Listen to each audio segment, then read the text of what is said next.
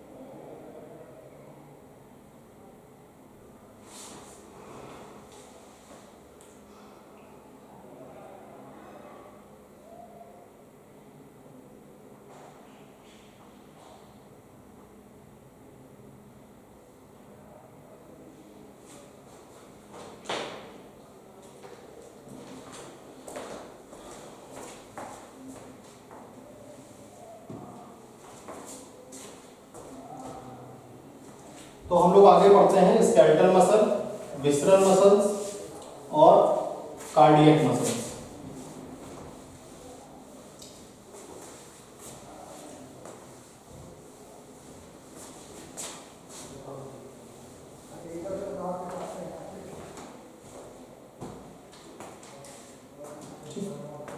तो सबसे पहले हम लोग पढ़ेंगे स्केलेटल मसल्स। क्या होता है skeletal muscles?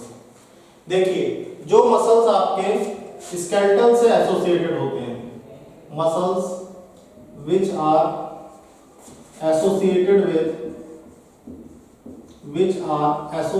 With skeletal system, जो मसल्स आपके स्केलेटल सिस्टम से एसोसिएटेड होते हैं उनको हम कहते हैं स्केलेटल मसल्स।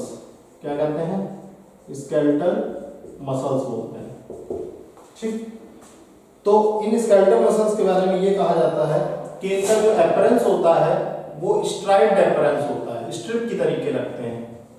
कैसे लगते हैं? स्ट्रिप की तरीके, स्ट्रिप लाइक लगते हैं।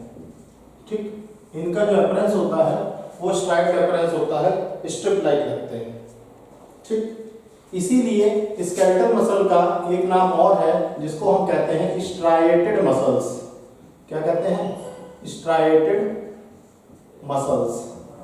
इनको हम स्ट्राइएटेड मसल्स के नाम से भी जानते हैं। ठीक, तो जितने भी आपके स्केलेटल मसल्स हैं, ये सब आपके under control of nervous system होता है, under control of nervous system होता है। ठीक, स्केलेटल मसल्स जो हैं under control of nervous system होता है। ठीक, नर्वस सिस्टम के अंडर कंट्रोल होते हैं। इसीलिए अब जब नर्वस सिस्टम के कंट्रोल के अंडर होते हैं तो इसीलिए इनको हम क्या कहते हैं? वॉलंटरी मसल्स कहते हैं। वॉलंटरी मसल्स कहते हैं। क्या कहते हैं? Voluntary muscles. ठीक, तो इनका मेन काम क्या है? ये जो प्राइमरीली इन्वॉल्व होते हैं,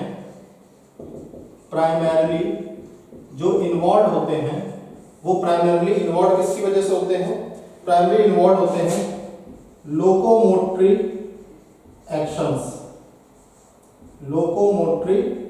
एक्शंस और चेंजिंग पोस्चर, यानी जो हमारा पोस्चर चेंज होता है, हमारा जो पोस्चर होता है, बैठने उठने का जो तरीका होता है, वो इन्हीं मसल्स की वजह से होता है। तो लोकोमोटरी एक्शंस और चेंजिंग पोस्चर इन्हीं स्केलेटल मसल्स की वजह से हमको देखने को मिलता है।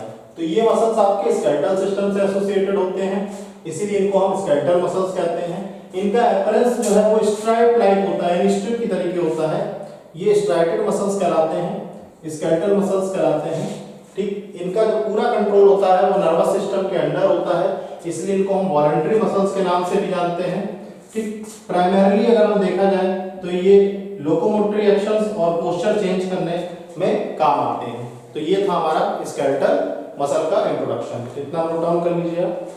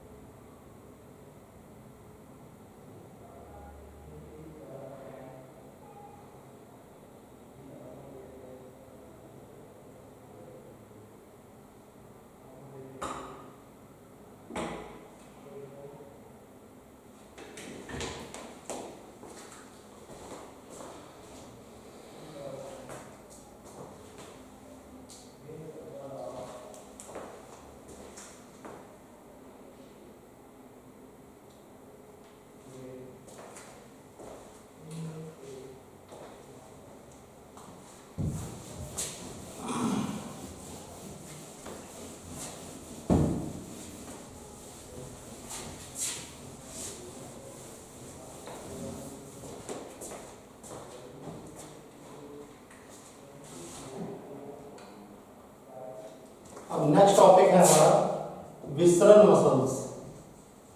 ठीक, नेक्स्ट टॉपिक है विसरल मसल्स। देखिए विसरल मसल्स क्या है, विसरल मसल्स के बारे में देखते हैं कि विसरल मसल्स जो हैं आपकी ये लोकेटेड होते हैं at the inner hollow lining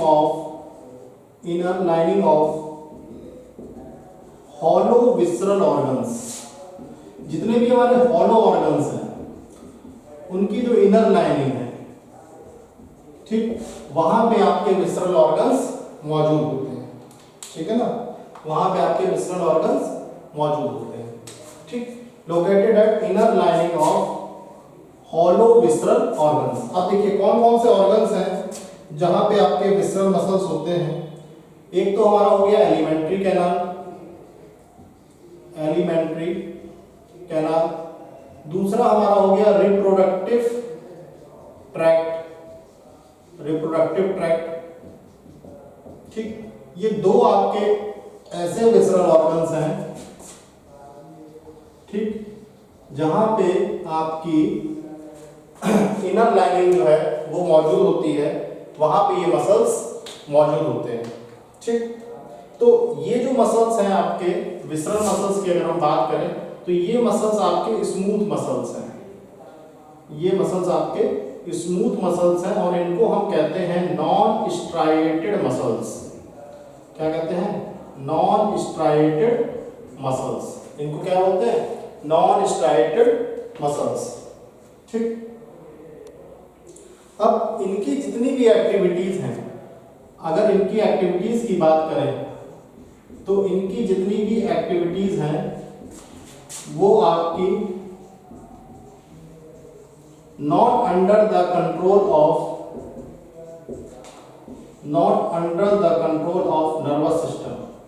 nervous system के कंट्रोल में नहीं होती है। इनकी जो भी एक्टिविटीज हैं वो नर्वस सिस्टम के बिल्कुल भी कंट्रोल में नहीं होती है। ठीक है ना, तो इसीलिए इनको हम कहते हैं इनवॉलंटरी मसल्स। क्या बोलते हैं? Involuntary muscles. इनको बोला जाता है इनवॉलंटरी मसल्स, यानी ये अपनी इच्छा से कोई काम नहीं कर सकते, इनको हम कहते हैं इनवॉलंटरी मसल्स। ठीक, तो एक तो बात ये होगी कि इनको हम इनवॉलंटरी मसल्स कहते हैं। दूसरी बात ये है कि इनका जो फंक्शन है, इन मसल्स का जो फंक्शन है, इनका फंक्शन किस तरीके से मिलता है। एक तो जब एलिमेंट्री कैनाल की बात आई तो एलिमेंट्री कैनाल का काम है ट्रांसपोर्टेशन ऑफ फूड। क्या काम है? ट्रांसपोर्टेशन ऑफ फूड का ट्रांसपोर्टेशन करना। दूसरा, जब बात आती है रिप्रोडक्टिव ट्रैक्ट की, तो यहां पे रिप्रोडक्टिव ट्रैक्ट के जरिए होता है गैमीट्स का ट्रांसफर। क्या होता है? गैमीट्स का ट्रांसफर। तो ये दो काम हमारे विसरल मसल्स के द्वारा किए जाते हैं। ये किसी भी प्रकार से नर्वस सिस्टम के कंट्रोल में नहीं होते हैं, ये इनवॉलंटरी मसल्स होते हैं। इनको स्मूथ मसल कहा जाता है।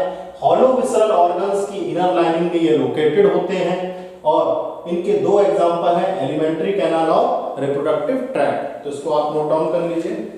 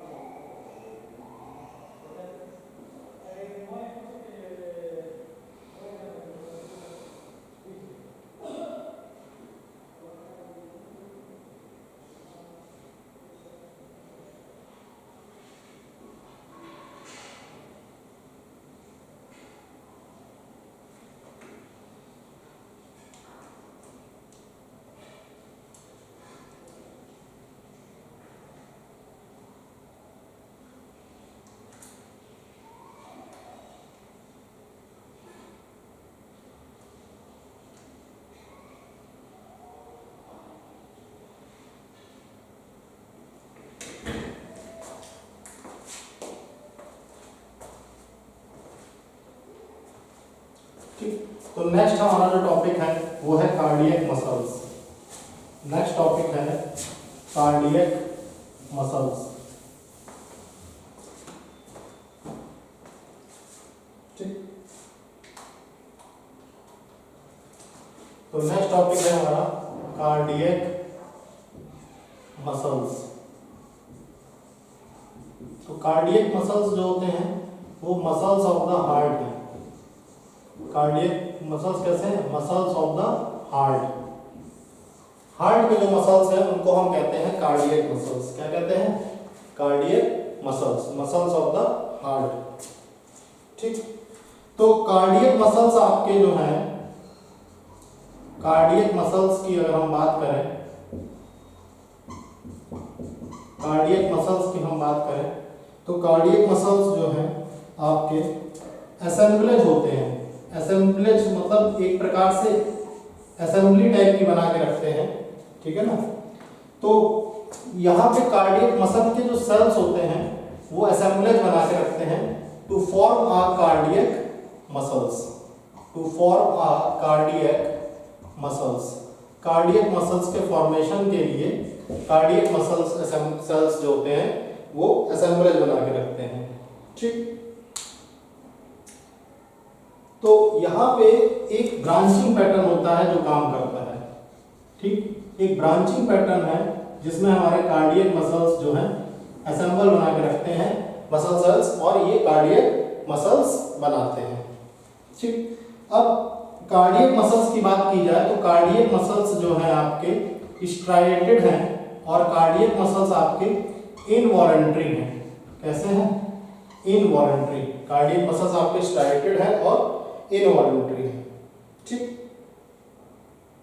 तो आज के लिए बच्चों हम लोग इतना ही रखते हैं टॉपिक। ठीक, आपका जो इंट्रोडक्शन है उसमें आपका स्केलेटल सेल हो गया, विसरल सेल हो गया, कार्डियक मसल्स हो गए, स्ट्राइडेड नॉन स्ट्राइडेड मसल्स का हमने पढ़ लिया, टाइप्स ऑफ मूवमेंट हो गया, लोकोमोशन और मूवमेंट कैसे होता है इसके हम लोगों ने पढ़ लिया। नेक्स्ट टॉपिक जो हमारा आएगा वो अगला टॉपिक जो है वो स्ट्रक्चर ऑफ मसल्स और कॉन्ट्रैक्टाइल प्रोटीन्स रहेगा। ठीक, थैंक यू वेरी मच।